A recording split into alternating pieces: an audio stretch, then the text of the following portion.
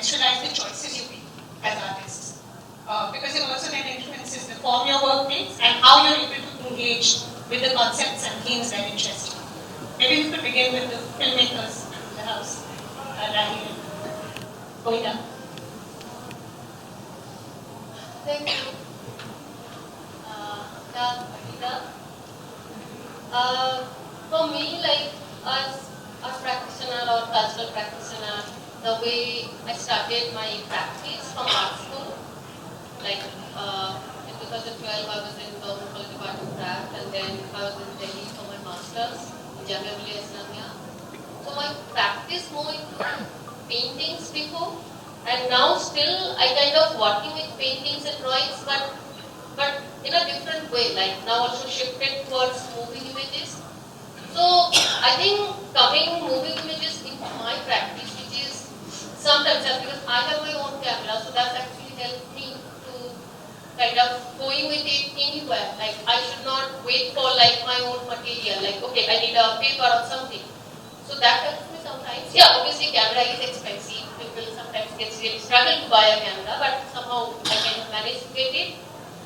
And I think the way now I'm kind of doing my own practice is all about kind of documenting stories from multiple spaces. It can be my own personal space, because it can be also, different people, but understanding their journey, how much connections with my own journey. So it's somehow, my own internal politics, how it's becoming a global politics. So in that way, my practice is kind of growing.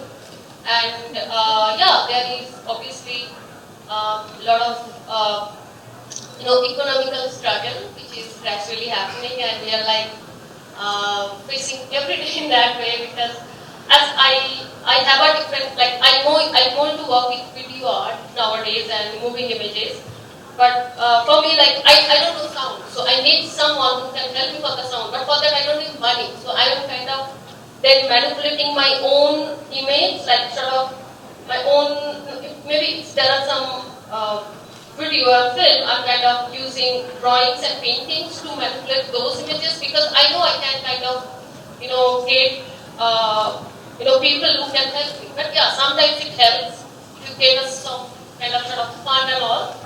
So yeah, that way it's right, yeah.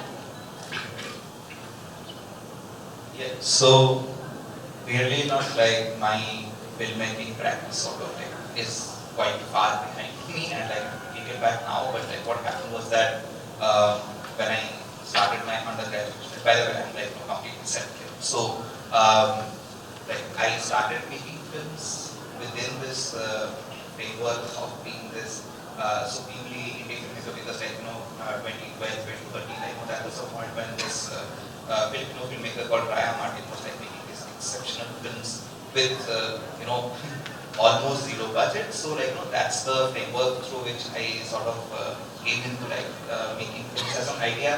But then I was circumscribed in many ways, even with the idea of making a zero budget film, because like I would have to depend on somebody else for a camera, somebody else for sound, etc.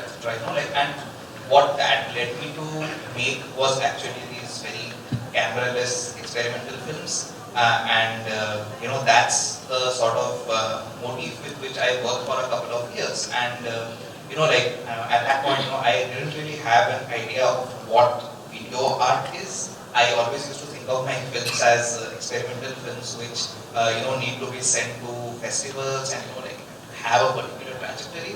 But I never really thought of the art space as a refuge for the kind of work that I was doing.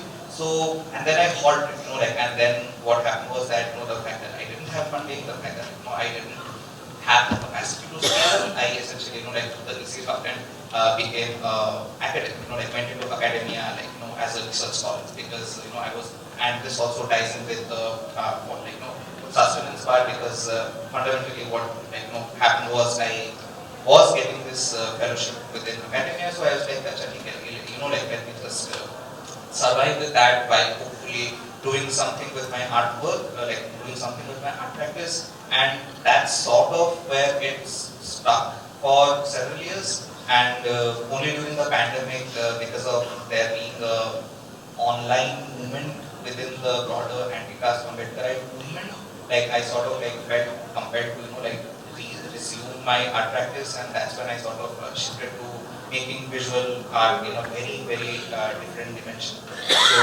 So yeah, so like, and the fragments and the weird trajectories have not really cohesively like gelled yet, and yeah, so that's what's happening. Yeah.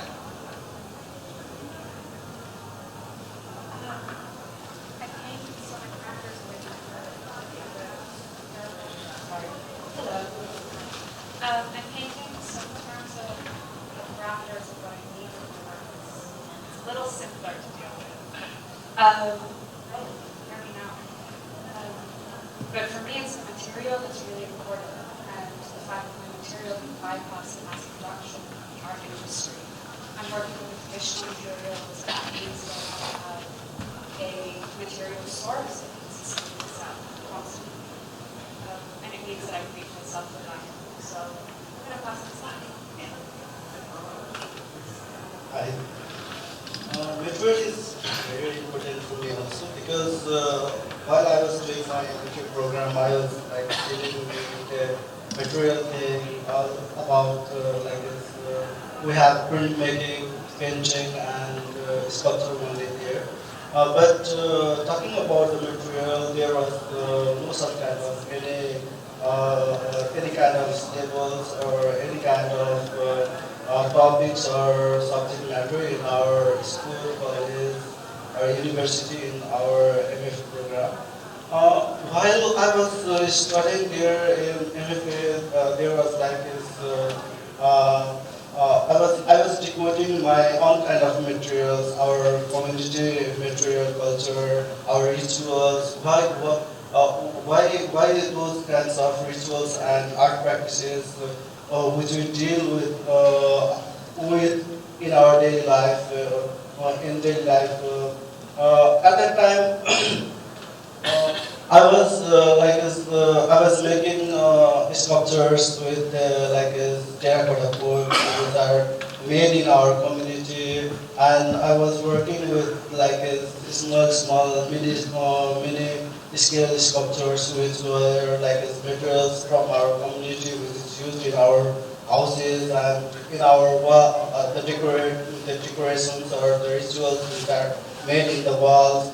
And it was like it's questioning myself why these kinds of things are not in our syllabus. That was the question, and I started making the art and artworks from that kind of materials, which are our daily rituals or daily lifestyle.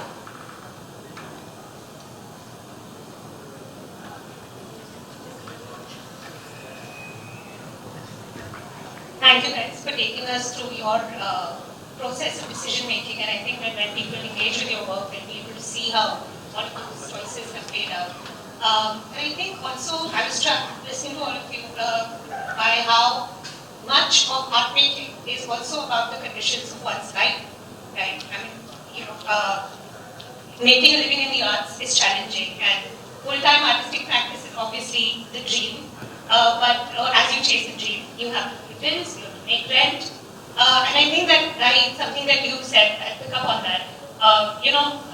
There are different ways in which one might support oneself or sustain oneself while being a creative worker.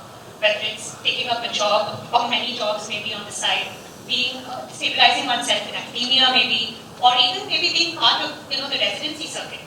So I think these are like 2 or 3 of the more dominant modes through which artists, younger artists and early career artists are able to kind of develop their practice. So I'd just like to hear from all of you how you've done this, right? How you made these choices.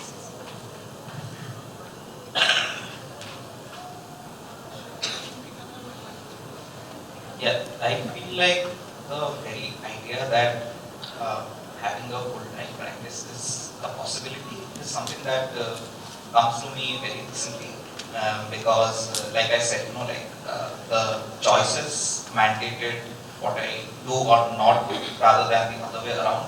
Right? So it's only now that I recognize the possibility of being within the residency circuit, or like even having a body, creating a body of work which can stand for itself. Like, but that's not something that comes very easily. And like, fundamentally, this is something again that shows up as a possibility on the horizon now, because there is a sort of broad-scale global shift in like the questions about diversity, the questions about like restorative justice, and so on and so forth. And only then is it possible to think of myself as an artist who's capable of doing these things. Whereas like a decade ago, it would have been completely impossible, right? So yeah, I suppose that's the underlying sort of cynicism of it. But then again, like I am indeed happy like that I, having been within academia sort of allows me a little bit room for maneuverability. Like now, vis-a-vis like a few years back, and like and so on, like mixing up these multiple careers, and like doing these being in this hustle mode like constantly, that's I guess something that is default for most artists in any case. So yeah.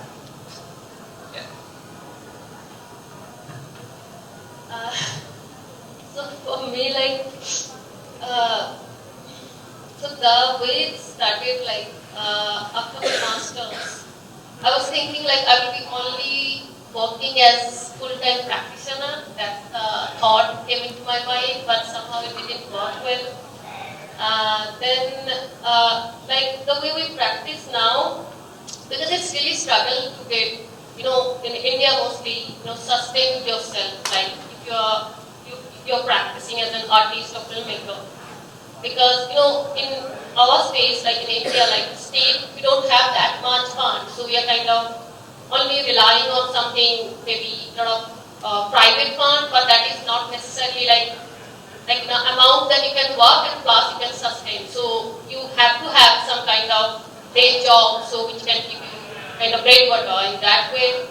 Like for me, like as I do film nowadays, plus I paint also. This is a one chance that I teach students. Also, I kind of go to our personal tuitions. That helps me. Sometimes I also do a lot of, some sort of cinematography work, some editing stuff. And yeah, it's obviously less payment, but yeah, it happens. So that struggle is happening, and I think it will happen till like the way we are practicing. Yeah.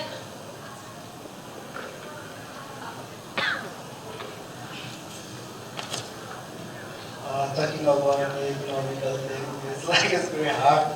Yeah, but it is social political things does affect us lots more, because before 2015, I was doing graduation. At that time we had art clubs, and I was teaching in the art school as an art teacher. At that time, we had good enough money and doing our stuff, but the real thing was like doing as like a real art or that kind of thing, what you say. But at that time, the question was, what am I doing? Why I'm not doing my my own work, own kind of thing, own kind of stuff? But then we left that art shop also, and I left that art school also, and I started working on my own. And it was very tough and challenging at the time. But after that, we had we were working with our friends before we found the collective art in Nepal. At that time it was very, very hard for us, but due to the collective, we had sharing spaces, and we could share the materials and other living stuff, so that we could make our own art. And I started the whole timer as an artist, and I could have produced this kind of work, good work, yeah. one thing that all of us can pick up on is how it impacts the type of work that you can do. Okay. It's definitely been the case for me. I will not produce something that I cannot afford, and that can impact the breadth of participants I put on hands. You mentioned funding as well. We have access to a lot of funding, but it is incredibly competitive flow. Incredibly competitive. This is industry. You are selling yourself as you try to gain funding. And in the same way that if you have a career where, let's say, your income is coming through a gallery or through personal sales, your work is also impacted by the person on the other side. You are always conscious of the perception of your work, the viability of your work, and inevitably, that's going to change your creative process. So hopefully one day we'll reach a point where we don't have to have any other consideration than artistic integrity, but we're still in our first 10 years. Yeah, absolutely, and thank you guys again for sharing what it's been like over the past few years as you've been in your careers. It's a bit like group therapy actually, because we're all sitting here and bemoaning the lack of state funding or corporatization of artwork, and actually words like the hustle or words like gigs. That's very much a part of the vocabulary of any culture work today. And on that note, I also want to talk a little bit about this idea of making art or writing or doing any kind of creative work for exposure. That's something that constantly gets bandied about. And I mean, for those of you who may not know, it's a bit of a joke or a meme on the internet. There are like these Twitter handles and Instagram pages where people post their experiences of being asked to make art or write or do any kind of cultural work for exposure, which means basically for free. The idea being that as you do more of this work and get exposure, your work gains visibility, and at some point in the nebulous future, you will be paid for your work. But does that happen? I mean, because I feel like we're constantly hearing this, but does that does exposure happen at all? I mean, you can't exchange it for goods and services like money, but maybe there's some long-term sort of good that comes with it. You guys want to talk about it?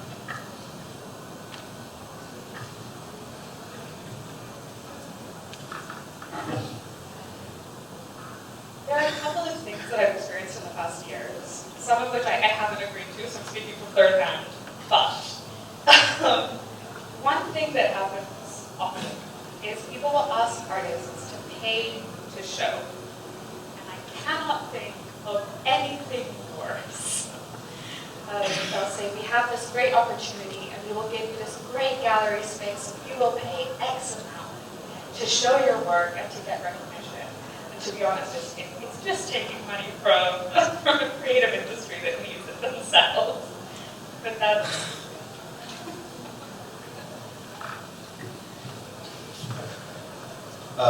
I feel like the second prong of my practice, which sort of begins with the pandemic, my visual art, since so much of it is based on the internet, I have had some multiple first-hand experiences of people wanting to do this thing, where there's exposure, where there's a whole, facade of collaboration, and as a consequence, you gain pretty much nothing. And I hate to say it, I did chase that sort of pipe dream of, getting collaborations, leading to something bigger until I gave up eventually. But the allure of it and the inevitability of it is too much, especially when one exists on the internet space and one sort of seeks to gain currency through the through being current essentially, right? And at that point I feel like it's inescapable. Yes, the whole idea is that eventually, deep down we know that it doesn't really give any kind of material reward, but it's inevitable and unfortunate and inescapable, I suppose. Yeah, especially on the individual space. Yeah.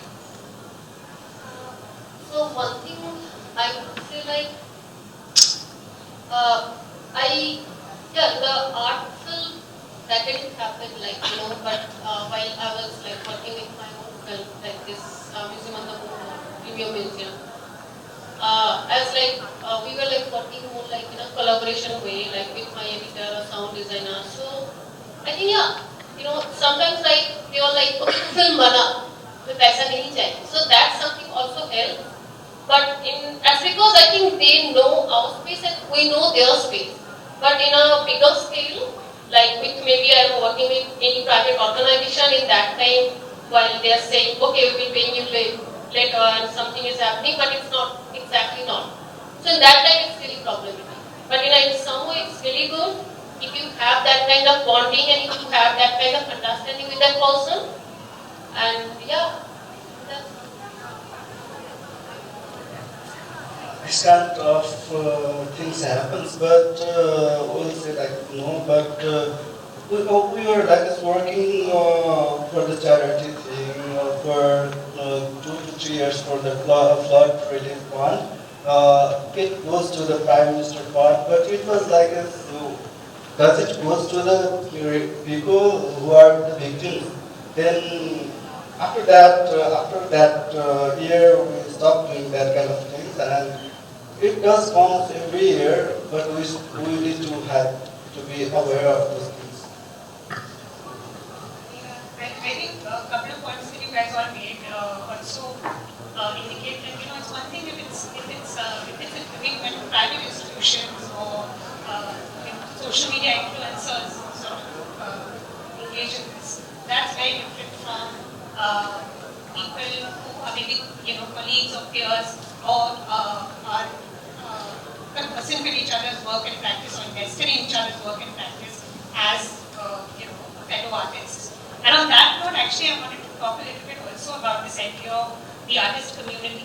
Now, historically, especially in South Asia, but worldwide, artists have often banded together and formed economies of solidarity, where they exchange resources, they share resources, mentorship, maybe help each other, pay bills, hold group exhibitions together. So there's been a history of this, and I was wondering how that has been for all of you in these early years, because these are sort of the formative years where maybe you're coming out of art school, you have batchmates or teachers at art school, maybe outside if you're not centric.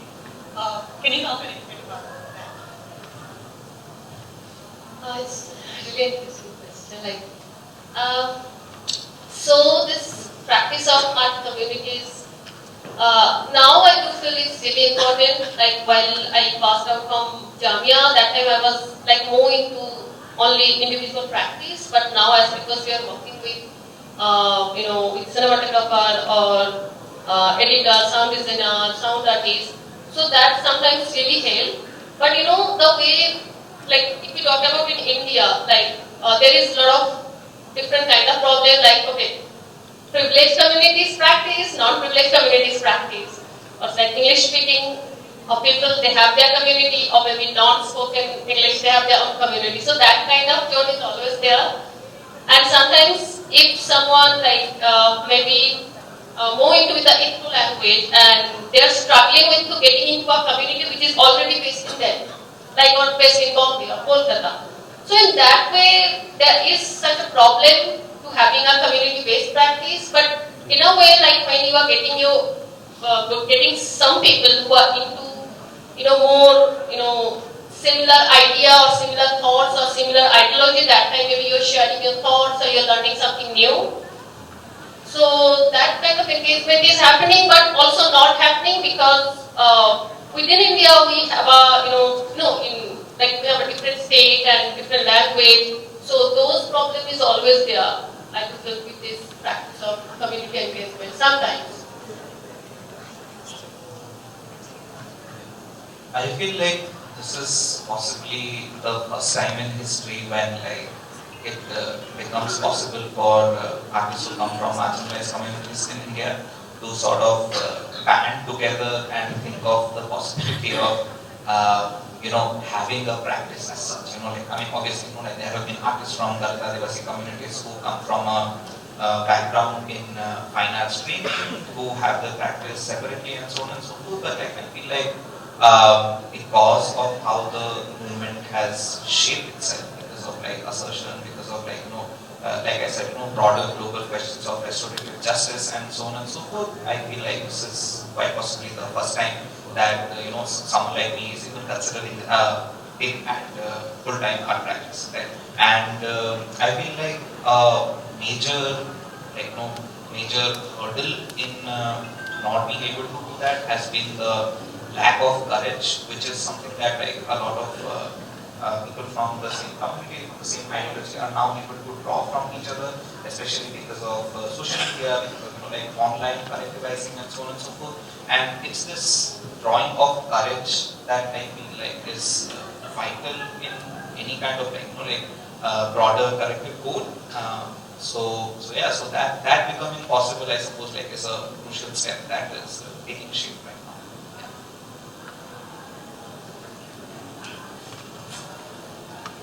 Talking about like this collective, we have our art in Nepal has like this 10 years, and we are also celebrating our 10 years here. And talking about collective, our members are from the different communities, from 5 different indigenous communities in our country. They are, while we were working together, we did not know about each other's parallel histories.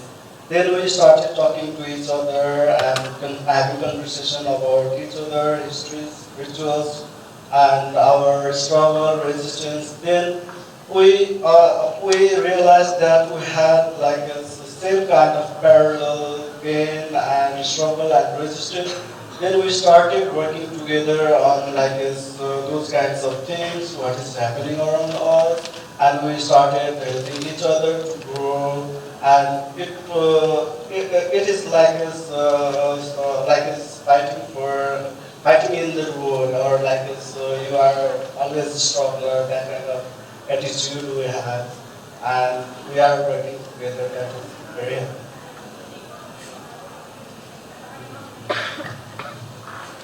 I think the sense that we've gotten to hearing what we talk is also that obviously these are infrastructural questions, and they have so much to do with existing capital. The fact that there aren't these institutional spaces or support systems for everyone means that the first 10 years can look very different for an artist depending on their background or where they come from, what kind of access they have to different kinds of resources, different kinds of material, different kinds of communities. And so I would also want to open up your practice. I mean, you talked a lot about your sort of, your experiences as individual artists, but I also want to contextualize your work a little bit and place it in the wider, within a wider conversation. So all of your practices, different degrees, engage with explicitly with social and political themes, whether it's caste, gender, indigenous politics, diaspora identity, and so on. In the past 10 years, we've seen massive shifts in the public discourse of all of these topics. I was wondering if you wanted to talk about how your practice has responded to these shifts and changes in the mainstream discussion on these issues.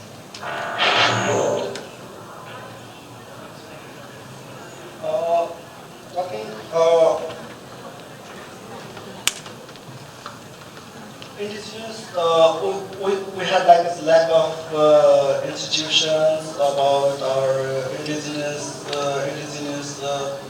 communities, like narrations and things. We had like nothing to show our works, or no platforms in our country. So so we came up together and started talking about our works in our own space. Like we had an open we had an open studio 2-3 times. Then there we started talking about the histories, about our artistic practice, about our struggle and resistance. Sorry, I lost. No, I mean that's yeah. So I mean there have been all these changes in the way that these discussions are taking place, right? And I'm sure that in your work you also responded to this. Yes. In the mainstream history, there we have always been like minorities communities and indigenous indigenous communities has been always erased from the mainstream history, and our art practices has always is forced to talk about our artworks have always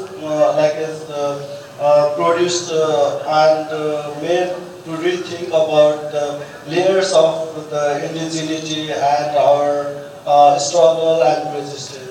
And it has there is a kind of people, parallel communities. They have come with their for the ointment of the struggle of the pain they have gained from the other communities. The area in which I'm working, my mainstream is Europe, and I am a Middle Eastern woman who will always be defined by her hair, her name, and the way she looks. My narrative has sort of already been told. And so the area in which I'm working is a constant struggle. I am always having to redefine myself with the people who I work with near and the people who will come to see my work from afar. That is something that I will always have to maneuver. And my home politics may be changing, and they will always be a part of my work because it's my home, it's who I am. But that will always exist on the periphery for the people I'm producing with. And that'll always be something that I think I'll be managing. Say.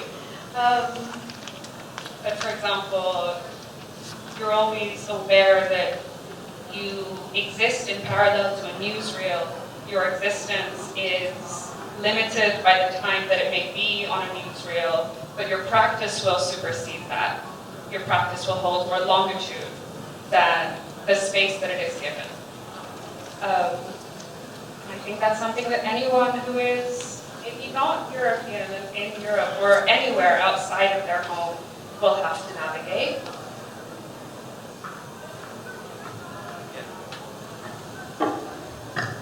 Yeah. So I feel like the question that you asked also has a kind of chicken and egg situation to it, because well, is it that the mainstream evolved and therefore I have to respond, or is it that the mainstream has been pushed by artists such as me globally to a point where it has incorporated these elements that has the logo on unchapped, right? But yeah, having said that, to pick back up from what Laila said previously, there is a huge rift in the art that I produce under the demands of the mainstream, so to speak, vis-a-vis the art that I would really actually want to make. As a Dalit artist, it becomes almost imperative that one plays into the whole idea of an atrocity exhibition, and no matter what you create, there has to be that sort of ingrained ethos of suffering that has to come out, which is not something that one would perhaps want to have in the art practice. But yeah, one needs to submit to that. Otherwise, there is no funding, there is no show, there is no currency happening, right? So that there is a huge rift from what one would ideally want to be, but then one does submit to the mainstream in these particular ways. Yeah, it's a jugaad essentially. Yeah.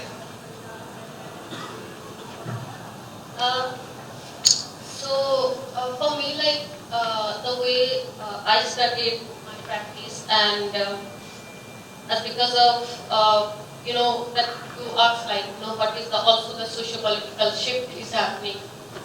I think it depends on where I am. While I'm in Delhi, somehow the surroundings force me to do something which is coming towards my work, and while I'm in my home, which is West Bengal, in a small village, Terepara, and in that space, that's a different zone. So it always, like for me, it's always like the space somehow giving me that opportunity to, doing something within that space. Like while I'm in Delhi, like if I talk about, like I was in Delhi and I was in Shahba, so in both spaces. But while I'm in home, so I'm in a museum. That's I wanted to make. So in that space, in that way, it happens for my own practice. If I talk about how even this socio-political shift happening.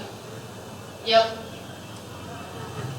Yeah, and I think it's true that these socio-political shifts, so-called socio-political shifts, they do happen often in concert with the market.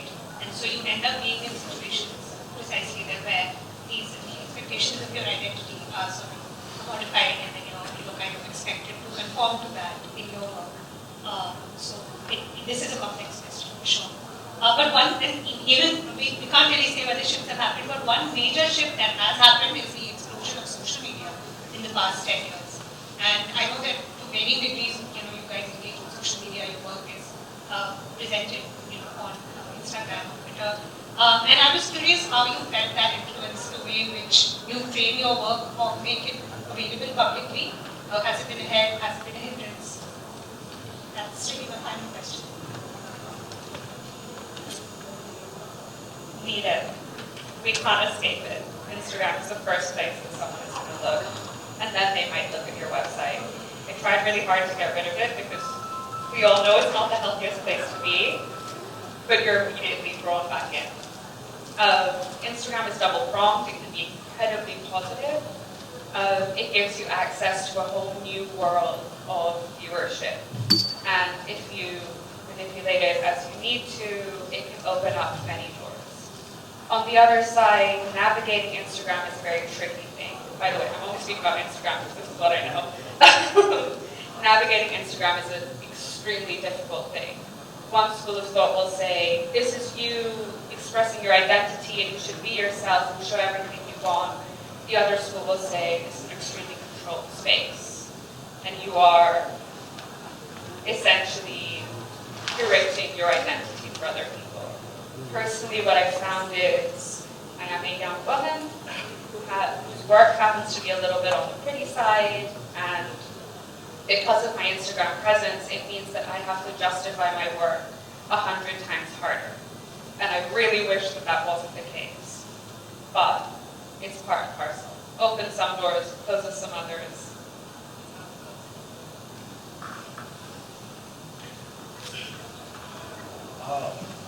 The social media and Instagram, like it's not for me, like it's that kind of thing. But I use it both. But once I was once I had an incident, like I was like fighting and talking about my indigeneity and about my indigenous community, and it drains you, like you have to put lots of energy on that thing. So I was off for a while from that incident.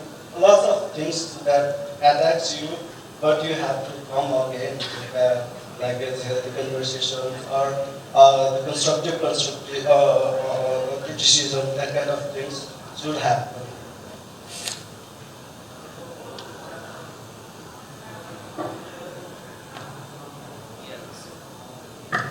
Yeah, so I feel like what Laila said, right, there is no escaping it, and like one does tend to get a sense of how to manipulate the algorithm quite handily, like like after a point, and I feel like it's far easier to have curated, relevant seeming.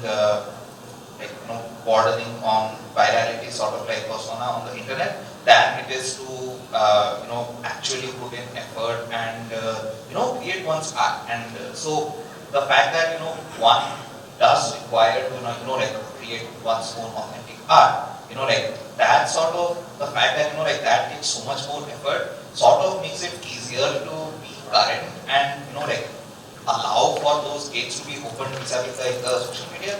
So, like once one recognizes that, the virality is what's going to put more eyes on you, and like that in turn is going to facilitate more possibility of funding, more possibility of you becoming a more authentic artist, so to speak, etc., etc.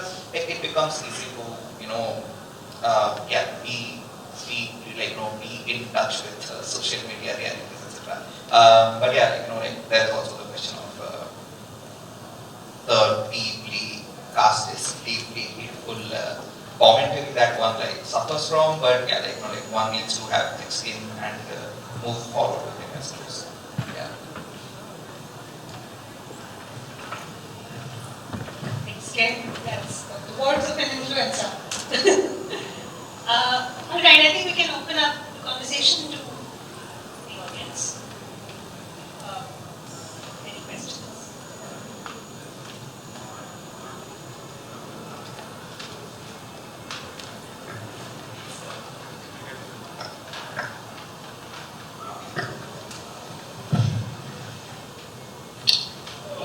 Hi, my name is Rohit. I'm also an artist in the first decade, so very relevant discussion. So I have a question, and any of you can answer it.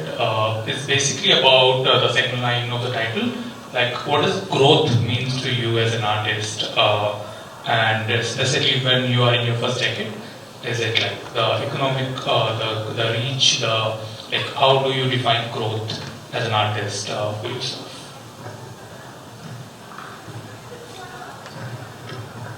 Question. There's probably no right answer. I would never put it in the terms of economic or how people work. It's not about the fame or the money as such. That stuff will come and go. It's your relationship with your work that will stay with you for the rest of your life. And that's the only growth I personally think that really matters. My personal thing was always the type of person that was like, I have to ace one thing before moving to the other, and that was great. It meant that I had a steady hand at the end. And now I can say that I'm at the point where my growth is starting to be about what's inside the work, what's the meaning of the work, what relationship am I having with it, what conversations am I having with the work that I'm creating, and being more comfortable with that, being more comfortable with my output is the growth that personally for me is, it's the one that I feel is worth more than anything else, because everything else might disappear. I really want to answer this. So, it's a very interesting question because when you talk about growth, obviously I don't know about economical growth, but I talk about my own understanding with society and my own understanding with people, my own understanding with culture. That's changed. Because coming from a rural background, I was not aware, even there is no space that you know what is art school, what is art college. And then while you are studying in government college of art and craft, you are actually learning. You are learning from your peer artists. And those are something also changed your ideology, the way you used to think before.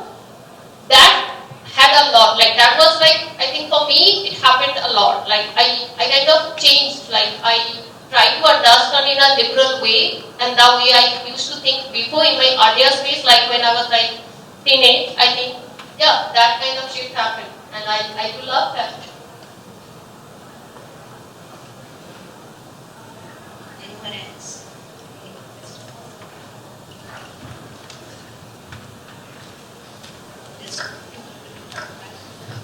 The lady is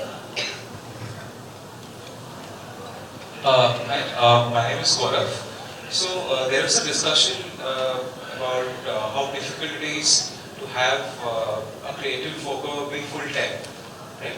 So for any creative worker to be full-time, they need a paying audience who can appreciate art, right? So my question is, all of you have come from places like Bhilwara, Bhubaneswar, Tehran. So how difficult is it to create audience who can appreciate art, or in these times it has become redundant to even think about to create an audience who can actually appreciate art. So.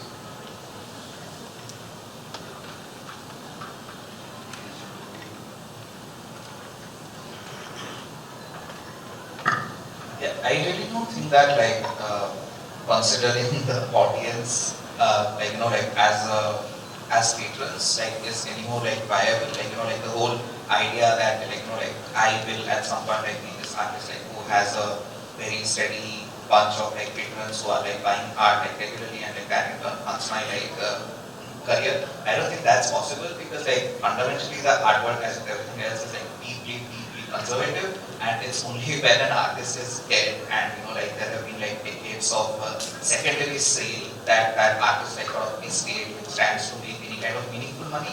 What however does exist is a plethora of like options like like the residency for example, like the funding for example, and if you are somebody who's on the internet a lot, like something like Patreon and all these tiny like pockets, like that's the way one has to go. Like I feel like it's really impossible. It stands almost impossible to like become a self-sustaining artist vis-a-vis like like I will sell my art and like that will give me enough money. I really don't think that that's a possibility that we can navigate at least for the first few decades, if not like one's entire lifetime.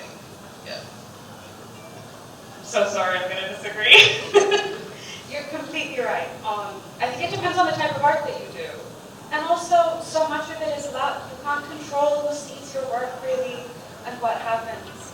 There are a lot of artists who can sustain themselves through their career. There are a lot of people who work full-time as artists, and that's amazing. It's just that it's not a given. And so having an alternate stream of income, having an out, a sort of safety net of any sort is always the way to go. Also, so that you don't become so reliant on others before maybe the work is ready or before you feel comfortable with the work. These things can happen and they might come. Nothing is impossible.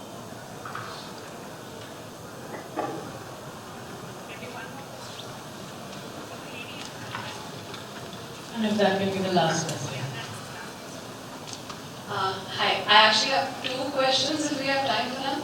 Hi, I'm Surabhi. I'm also an artist in my first decade of hopefully many. So my first question is if you could speak a little bit about the importance of formal art education, because I am a lawyer by training and profession, and art is something that was always very close to me. I always called myself an artist at heart, and it's very recently that I've started, only the last 3 years or so, working professionally as an artist. So there's always a part of me that keeps wondering if I should go back to school, to study art formally. And I have met a lot of other people here who are in that who have that dilemma as well. So that is my first question. The second one is, this is specifically for Laila. I don't know if anyone else can speak to this, but please feel free if you have an answer.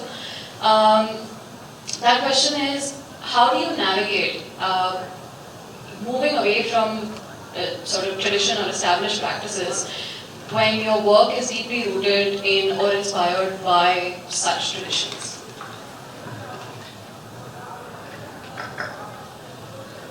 First question is a great one as well, and I would say that probably the biggest benefit that you have, for me at least, the biggest benefit that I got from being around other artists was just being around other artists. If you're an artist at heart, you're an artist at heart, and you will make what you make with the people that you meet and the connections that you make, but not in terms of what you can gain from them, but in terms of heart, is amazing. If you have a practice that is rooted in tradition, which mine is as well, you're always going to be, tiptoeing between people assuming that your work might be craft or your work might be historical and existing within a contemporary space. The way that I like to think about it is my method is just my method. An oil painter can create anything, and the oil paint is simply their medium. So why can we not do that with every other tradition? Why can it not just be the vessel from which we move forward? And what's great about, I think, if I speak for myself, what's great about this mentality is you maintain a tradition and you allow it to grow in a way that remains is relevant to you in your specific place, wherever that might be. Yeah, I hope that answered. Yes, thank you. Yeah, it was like you asked, like, do you really need a formal education or not? You really don't need. It's about what's your idea. If you're like what you're thinking, and if you're thinking maybe you're good into writing or you're good into dancing, you're good into singing, so just do it.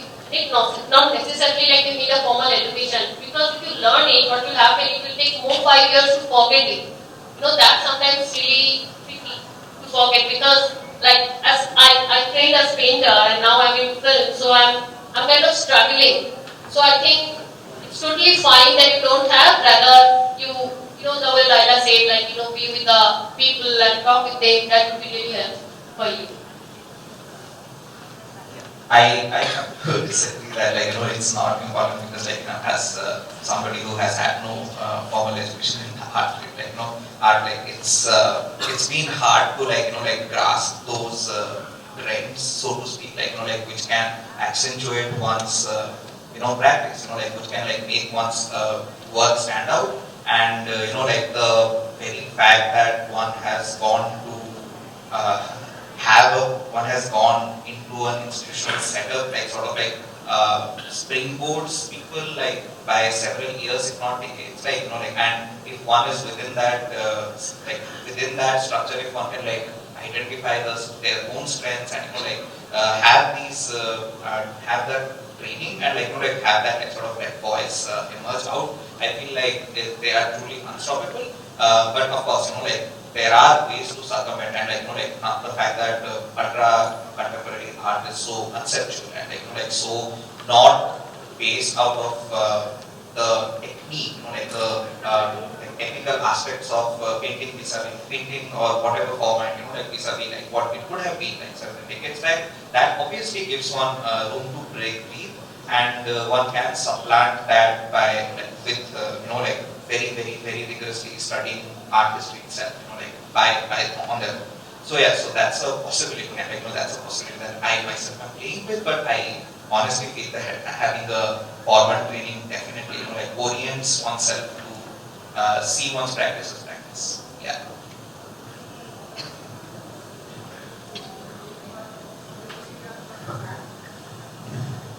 Thank you so much for your time, and thank you so much for coming out here to listen to us in conversation.